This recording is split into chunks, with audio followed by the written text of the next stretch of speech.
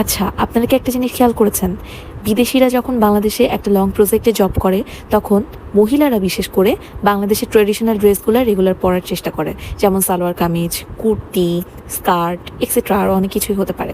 তো এটা আমাদের অনেক সময় কিন্তু মনে প্রশ্ন আসে যে আসলে ওরা ওদের দেশীয় যে ড্রেস সেটা না পরে বা ওয়েস্টার্ন না পরে কেন আমাদের দেশীয় ড্রেস পরছে। তো এখন কথা হচ্ছে অনেকেই আছে যারা নিজের ওয়েস্টার্ন ড্রেস পরে। মহিলা ফরেনাররা যারা মূলত বাংলাদেশে কর্মরত তাদেরকে আমি বেশি দেখেছি বাংলাদেশের ট্র্যাডিশনাল ওয়্যারগুলো পরার জন্য। এছাড়া আমার যেটা মনে হয় সেটা হচ্ছে বাংলাদেশে আবহাওয়া ফ্যাক্ট হতে পারে।